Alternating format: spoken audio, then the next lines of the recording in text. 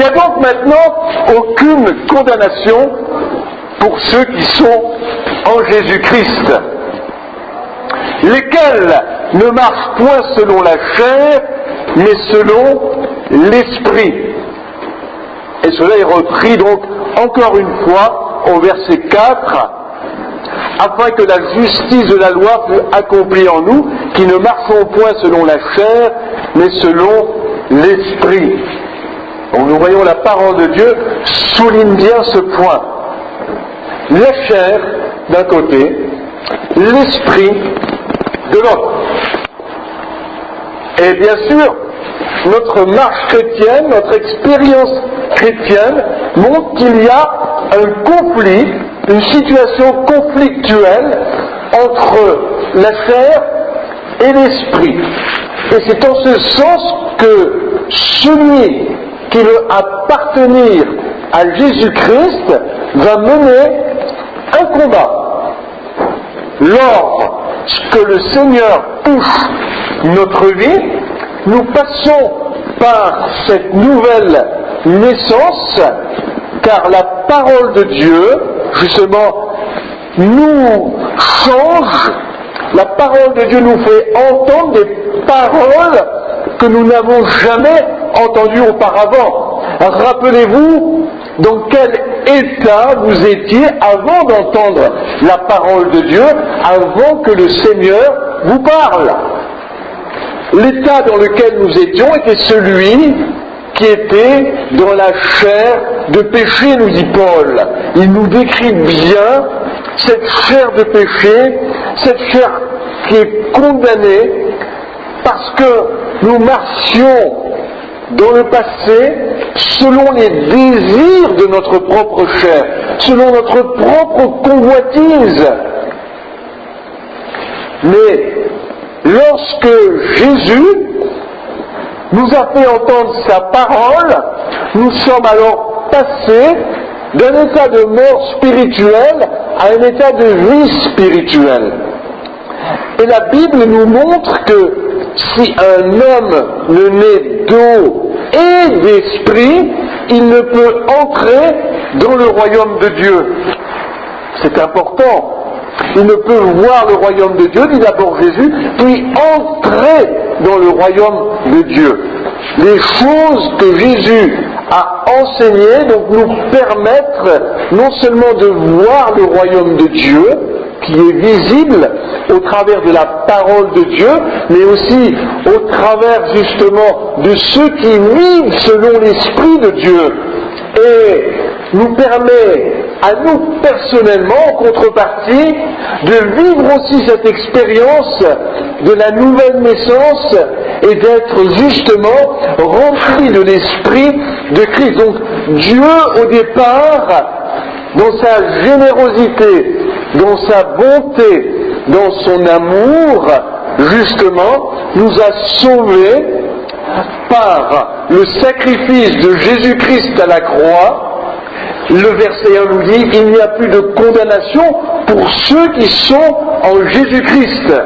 Nous nous rappelons la parole que Jésus adressa à la femme adultère. Dans l'étude biblique, encore récemment, nous avons abordé ce sujet. Les pharisiens, prêts à lapider cette femme prise en flagrant délit d'adultère, on ne savait pas où était passé l'homme, mais en tout cas la femme, elle, allait passer un mauvais moment, elle allait être lapidée et mise à mort. Et Jésus a dit que celui qui est sans péché jette la première pierre. Il fallait que la première pierre soit jetée pour que toutes les autres pierres soient jetées sans réfléchir, je dirais à la limite. Et justement, cela ne se produisit pas, car chacun se retira un à un. Et Jésus lui dit, va, moi non plus je ne te condamne plus, je ne te condamne pas, va et ne pêche plus. Alors, dans ce verset premier, il est dit, maintenant, il n'y a aucune condamnation pour ceux qui sont en Jésus-Christ. Alléluia. Ça, c'est une très bonne nouvelle parce que le poids de nos fautes, de nos péchés, Nous étions tous en flagrant délit, frères ou sœurs, pris en flagrant délit par le Saint-Esprit. Le Saint-Esprit nous a vus, il a vu notre état de pécheur, et il nous a montré, il nous a conduit jusqu'à entendre la parole que notre Seigneur Jésus-Christ est venu apporter dans ce monde pour nous libérer. Alléluia! Amen! Alors, il n'y a plus de condamnation. Cette femme adultère n'a pas été condamnée par Jésus. Elle se trouvait à côté de qui? Du Fils de Dieu. C'était pas n'importe qui. C'était le Fils de Dieu, le Créateur de sa vie. Amen. Celui qui est venu en chair et en os dans ce monde, qui est né dans ce monde pour nous sauver de la malédiction du péché. Et c'est pour cela que Paul peut dire il n'y a maintenant aucune condamnation pour ceux qui sont en Jésus-Christ, parce que Jésus, à la croix du Calvaire, a absolument tout accompli pour notre rachat, notre rédemption. Il nous a lavés de tous nos péchés par son sang précieux, par son sacrifice, et même par ses meurtrissures, nous dit la parole de Dieu, nous sommes guéris. Alléluia. Amen. Amen. Amen. Amen. Gloire à Dieu. Alors nous voyons qu'après ce verset-là, où Paul dit il n'y a aucune condamnation, il dit maintenant pour ceux qui sont, lesquels ne marchent point selon la chair, mais selon l'esprit. Alléluia. Alors ce que Paul a mis ensuite dans ce verset, et il le répète après au verset 4, c'est le ne pêche plus. Alléluia. Amen. Mais avec la clé suivante, c'est que nous devons marcher par l'esprit pour marcher dans le ne pêche plus. Alléluia. Merci Seigneur. Parce que la chair, telle qu'elle est décrite dans les versets suivants, nous montre qu'il y a condamnation. Lorsque nous marchons dans la chair, nous marchons selon l'inimitié contre Dieu. Nous avons la chair à l'inimitié contre Dieu. La chair se rebelle. La chair a des désirs contraires à l'esprit. C'est pour ça que, ne connaissant pas ce principe et cette clé, justement, les chrétiens ont des problèmes conflictuels dans leur vie spirituelle. Il y a une problématique là. Comment puis-je marcher en nouveauté de vie dans cette chair? Mais Dieu a répondu en nous donnant son Saint-Esprit. Alléluia. Parce que l'homme, l'être inférieur que nous sommes, a besoin du Saint-Esprit pour marcher en nouveauté de vie. Le Saint-Esprit le conduit. Nous voyons l'image contrastée dans la parabole des vierges folles et des vierges sages. Cette image contrastée où les unes ont reçu, toutes les deux ont la connaissance du Seigneur, puisqu'elles l'attendent, frères ou sœurs. Mais les unes ont de l'huile dans leur lampe. Les autres n'en ont plus assez ou n'en ont pas au moment où le Seigneur arrive. Jésus va arriver. Jésus revient, c'est imminent, car nous voyons les événements se précipiter dans ce monde. Et c'est pour ça que le chrétien est appelé à marcher selon l'Esprit, le Saint-Esprit, pour être prêt le jour où le Seigneur vient prendre son Église. Il faut être dans une situation où nous sommes prêts.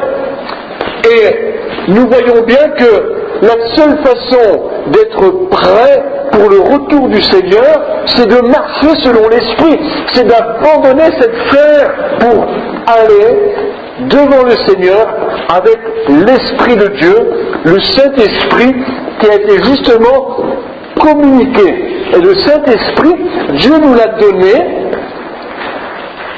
Il nous a donné cette expérience merveilleuse du baptême dans le Saint-Esprit où nous recevons en abondance, à profusion, le Saint-Esprit, au point où nous éclatons de joie, nous éclatons en parlant en langue, nous recevons quelque chose de céleste. Nous ne sommes plus à ce moment-là sur la terre. Si vous avez eu cette expérience de cette joie profonde du Saint-Esprit qui remplit votre cœur, au moment où vous recevez justement l'Esprit de Dieu, Dieu est rempli de générosité, il donne avec abondance. Amen.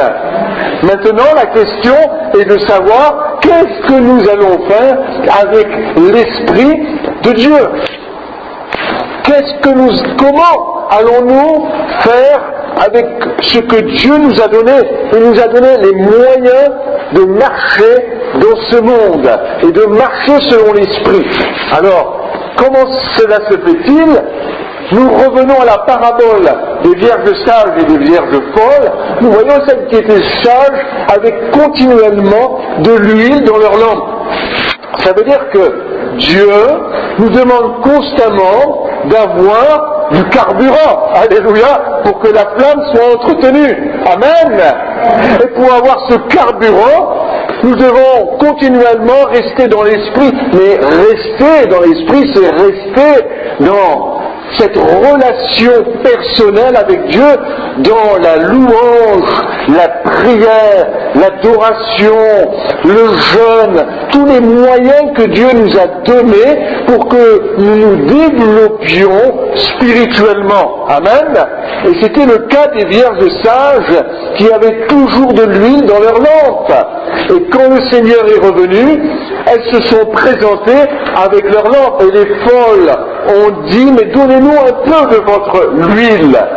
Mais n'en avaient-elles pas reçu, puisqu'elles avaient une lampe avec elles, mais elles avaient consommé ce que Dieu leur avait accordé. Et quand elles se sont présentées au moment du retour du Seigneur, elles n'en avaient pas assez, justement. Elles n'en avaient plus. Elles sont allées en acheter, parce que les sages leur ont dit d'aller en acheter, et elles sont revenues, mais il était beaucoup trop tard. Alors, nous voyons dans cette parole que la loi, ici il est dit de l'esprit de vie, ce n'est pas une loi, mais c'est une façon justement de vivre cette nouvelle alliance, cette nouvelle expérience que Dieu donne à tous. Car les Juifs marchaient selon la loi. Nous avons vu comment les pharisiens dans l'étude biblique ont même compliqué la loi au point qu'ils ne pouvaient même plus reconnaître Jésus-Christ comme le Fils de Dieu. Ils ne pouvaient même plus reconnaître l'évidence. Leur vie était emprisonnée dans cette chair, dans la loi du péché. Mais Dieu nous a donné la liberté dans la loi de l'Esprit qui est dit, qui est en Jésus-Christ notre Seigneur. Il nous a affranchis, nous a donc rendus libres de la loi du péché et de la mort. Alors, cela veut dire que ceux qui marchent dans l'esprit marchent dans la vie. Amen. Ils n'ont plus des paroles de mort. Ils n'ont plus de paroles négatives. Ils n'ont plus de paroles de défaite. Même comme nous l'avons chanté, Jésus a pour eux toujours le contrôle de leur vie. Si nous voulons que Jésus ait le contrôle de notre vie, nous devons marcher selon l'esprit, quel que soit l'environnement favorable, dit Paul, ou défavorable dans lequel nous pouvons nous trouver. Si nous sommes dans un environnement défavorable, comme Paul et Silas, nous allons chanter les louanges de Dieu, même dans la prison, jusqu'à ce que la prison tremble. Paul et Silas n'ont pas tremblé, ils ont fait trembler la prison par la présence du Saint-Esprit.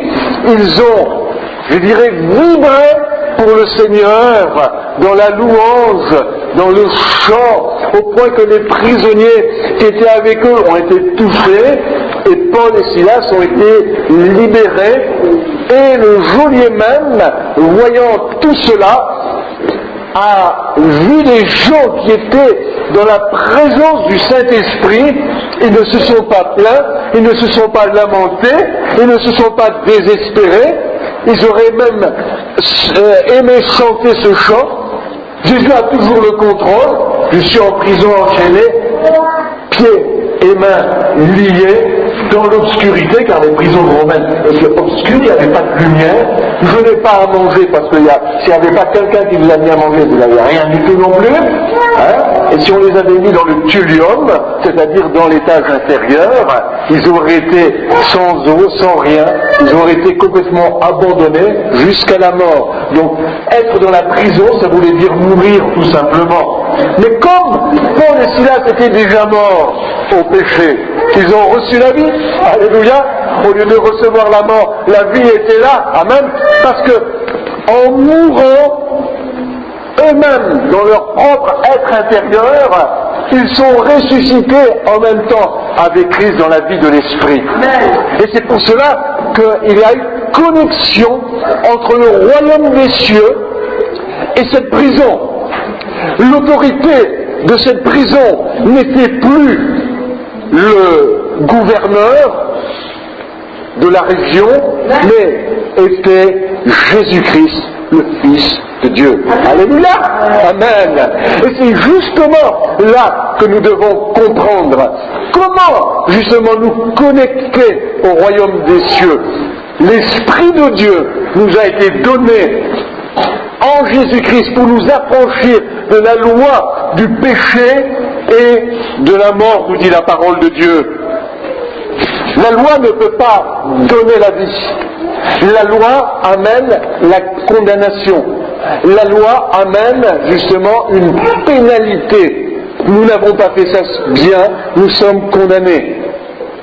Lorsque quelqu'un a péché sur un point de la loi, dans ce monde, dans un pays, il est condamné. C'est pas parce qu'il a observé 99 lois et que la centième il n'a pas observé, il sera condamné pour la centième qu'il n'a pas observé justement.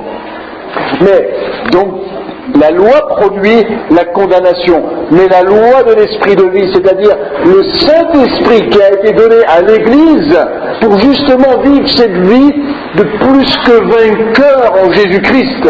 Nous sommes plus que vainqueurs. Qu'est-ce que ça veut dire plus que vainqueurs? C'est-à-dire que non seulement notre vie est encore victorieuse sur le péché, mais nous sommes ainsi avec Christ dans son royaume. Nous sommes déjà dans le royaume de Dieu. Amen. Parce que nous sommes justement conduits par l'Esprit de Dieu. Alors justement, lorsque nous marchons par l'Esprit, Paul et Silas sont un bon exemple, et il y en a d'autres exemples dans la parole de Dieu, nous voyons justement cette libération, cette liberté. Ils ne sont plus soumis à la loi de ce monde, mais ils sont justement soumis à la loi de l'esprit de vie, au Saint-Esprit qui agit, et ils vivent déjà comme dans le royaume de Dieu. Amen.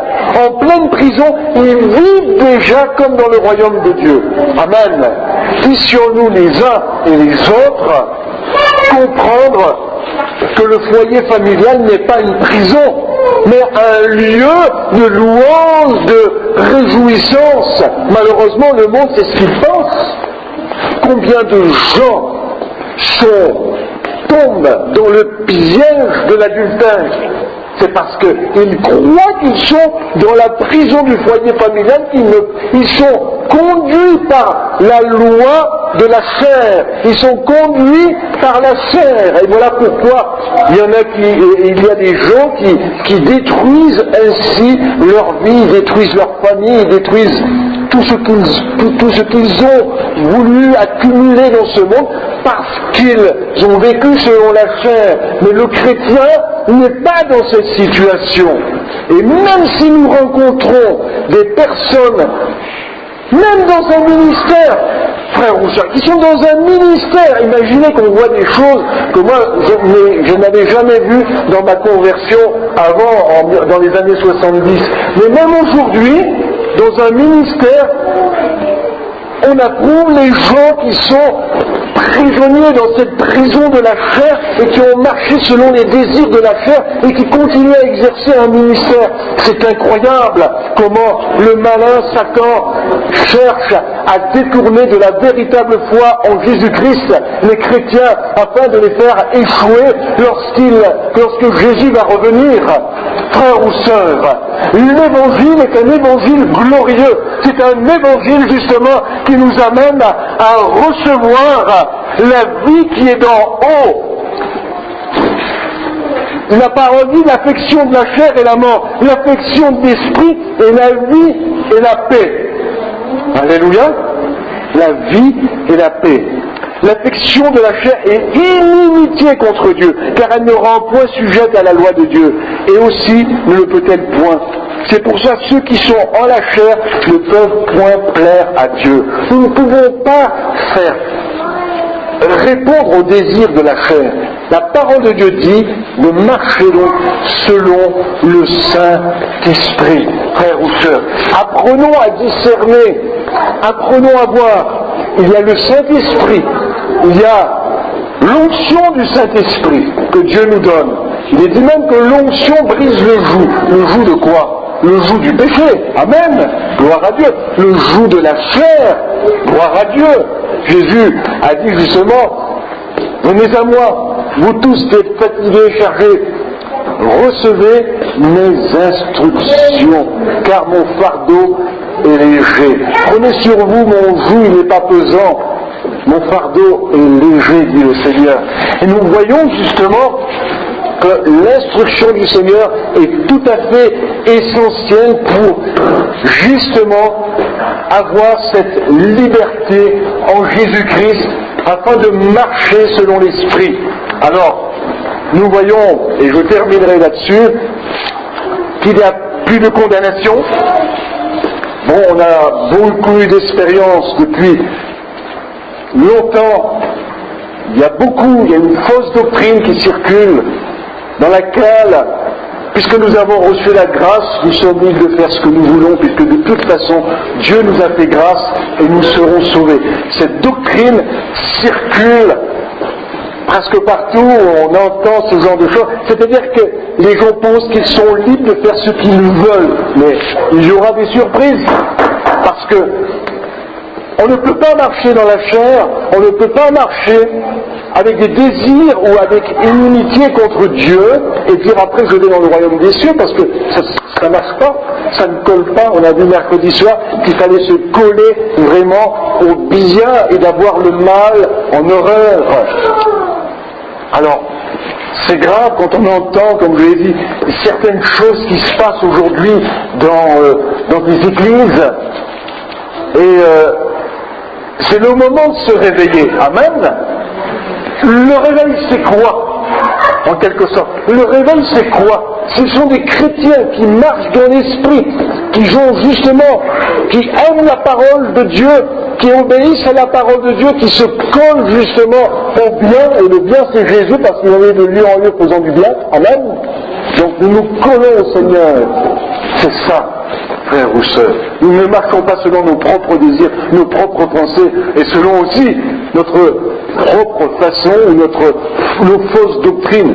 Vous entendrez toujours dire « personne ne peut connaître la vérité ».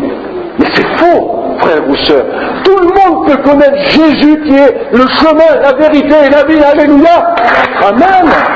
Mais oui, quand je me colle au Seigneur, mais je me colle à la vérité, comment ça se fait que même on puisse entendre de telles choses? C'est parce qu'il y a justement une difficulté, une situation conflictuelle. Beaucoup n'ont pas réalisé justement cette marche qu'il y a entre la chair et l'esprit. Mais ce sont les chrétiens qui marchent selon l'esprit.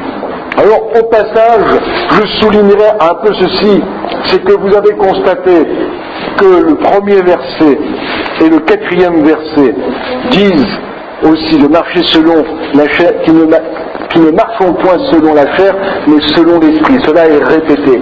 Malheureusement, dans le premier verset, cela a été retiré. Cela a été retiré. Il faut d'abord avoir une Bible intégrale pour comprendre, mais je comprends moi vraiment ce que Satan a fait au cours des siècles. Quand je lis, je compare, je réfléchis, je médite, je m'aperçois effectivement qu'il veut enlever la puissance à l'Église. Parce que nous avons reçu la puissance du Saint-Esprit, frères et sœurs, pour marcher selon l'Esprit. Amen. Gloire à Dieu. C'est ça qui est important. Alors, que nous puissions prendre conscience de cela et être des témoins vivants, justement, qui allons porter la bonne nouvelle de l'Évangile et pour montrer justement qu'il n'y a plus de situation conflictuelle dans notre vie intérieure, mais que nous avons fait un choix clair pour Jésus-Christ, le Fils de Dieu. Et c'est vrai que chacun de nous devons combattre, justement, nous accrocher au Seigneur, ne pas laisser justement partir cette bonne nouvelle, parce que nous avons besoin de la parole de Dieu pour justement marcher dans ce monde où nous entendons toutes sortes de choses. C'est vrai, il y a ceux qui sont dehors, qui ne sont pas sauvés, mais ceux-là, bien sûr, c'est à nous de leur parler de Jésus-Christ. Il y a ceux qui sont déjà dans l'Église et qui enseignent toutes sortes de fausses doctrines à droite à gauche, toutes sortes d'idées bizarres. Mais nous voudrions avoir justement des Paul, des Silas, justement. C'est ça. Et nous voulons marcher justement dans le Seigneur. Parce qu'au moment où le Seigneur revient, alors que la première église, l'église primitive, était tout le temps dans la prière, l'église des derniers temps, frères ou sœurs, elle néglige justement de prier. Dans la prière individuelle, aussi bien que dans la prière au cours des réunions où nous sommes là pour quelques heures seulement. Même si nous avons une réunion tous les soirs, nous serions que quelques heures dans une semaine. Mais qu'est-ce que nous faisons justement de notre vie? Est-ce que nous voulons déjà rechercher, il y a des chrétiens, la première église, quelles que soient les persécutions, sachant que leur propre vie pouvait être livrée à tout moment à la mort, il ne manquait pas de réunions. Il ne manquait pas de réunions. Oh, quelle grâce. C'est pour ça que quand le Seigneur va revenir, je suis vraiment inquiet pour certaines personnes. Vraiment inquiet. On a vu défiler beaucoup de personnes ici, dans ce lieu, mais beaucoup ont manqué justement de voir le royaume de Dieu. Certains sont déjà morts, et quand le Seigneur reviendra, certains ne seront pas enlevés. Alors, frères ou sœurs, veux-tu faire partie de ceux qui seront enlevés, de ceux qui seront ressuscités avec Christ, ou veux-tu être laissé en arrière dans le monde, justement, où l'Antéchrist va s'installer confortablement et où tous ceux qui auront une Bible, tous ceux qui seront dans ce monde et qui voudront essayer de connaître Jésus-Christ seront de toute façon mis à mort. Ce sont les martyrs de la grande tribulation, bien sûr. Mais Jésus ne veut pas que nous en soyons là. Mais si quelqu'un, quand Jésus va revenir, frères ou sœurs, réfléchissez bien, Jésus revient bientôt, et ceux qui ne marchent pas selon l'Esprit, et qui laissent les désirs de la chair les conduire dans cette vie chrétienne, frères ou sœurs, je dois le dire, mais ils seront laissés en arrière. Alors, c'est à nous justement à nous ressaisir, parce que la prédication, elle est là pour se ressaisir. Amen.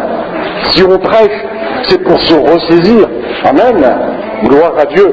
Si on prêche, c'est pour encourager, pour dire, vas-y, ne lâche pas, continue, tiens bon, persévère dans la foi en Jésus-Christ. Amen. Gloire à Dieu. Tendre Père, nous voulons te remercier ce matin et te dire merci pour ta parole. Merci parce qu'elle nous exhorte, Seigneur, à marcher selon l'Esprit. Nous te remercions, Seigneur, car c'est toi, Seigneur, qui nous permet et tu nous as donné tous les moyens, Seigneur, pour être toujours en communion avec toi, pour être, Seigneur, en parfaite harmonie avec la parole de Dieu. Seigneur, si nous désirons, Seigneur, les choses en haut, les choses de l'Esprit, si nous investissons, Seigneur, notre vie pour les choses d'en haut. Seigneur, nous savons que nous t'appartenons, nous sommes à toi. Nous avons ce désir profond de t'appartenir, d'être ton enfant, Seigneur. Quand tu reviendras, Seigneur, nous voulons être prêts. Quand tu reviendras, Seigneur, nous ne voulons pas avoir négligé ce si grand salut, négliger, Seigneur, les moments de communion fraternelle, négliger, Seigneur, les moments d'adoration, négliger les moments de louange, négliger de lire la parole de Dieu, négliger toutes ces choses, car à ce moment-là, Seigneur, nous ne pourrons pas entendre les paroles que tu as réservées pour tous ceux qui t'obéissent, rendre bon et fidèle serviteur dans la foi de ton Maître. Seigneur, nous te remercions parce que ce que nous faisons, et comme nous l'avons entendu, Seigneur, dans l'étude biblique, Seigneur, c'est évidemment ce qui se passe ici-bas, Seigneur, qui est important. Et nous sommes en train de construire quelque chose, Seigneur, de spirituel. Nous avons, Seigneur, un héritage là où la peine, la mythe ne ronge pas, Seigneur. Nous voulons, Seigneur, effectivement, obéir et être en toute obéissance, Seigneur, à ta parole. Nous te remercions pour tout ce que tu fais. Tu bénis ton Église, Seigneur, qu'elle apprenne à lutter. Nous te prions vraiment pour qu'il y ait un réveil, Seigneur, un réveil sérieux, Seigneur, par rapport à ta parole, Seigneur. Un réveil, Seigneur, où, Seigneur, plusieurs vont, Seigneur, marcher selon l'Esprit, Seigneur, obéir à cette parole, marcher en nouveauté de vie. Je te remercie pour ceux qui le font déjà, Seigneur, pour ceux, Seigneur, qui ont reçu d'en haut, Seigneur, cette grâce et qui ont reçu, Seigneur, la puissance du Saint-Esprit. Nous te remercions, Père, parce que nous ne voulons pas négliger un si grand salut que tu nous as donné, Seigneur. Aide ton Église, aide cette Église locale, aide les frères et sœurs, Seigneur, qui négligent de venir dans cette Église, Seigneur. Nous te remercions, Père, parce que, Seigneur, un jour, quand tu reviendras, il sera trop tard, Seigneur. Nous te remercions, Père, au nom de Jésus-Christ. Amen.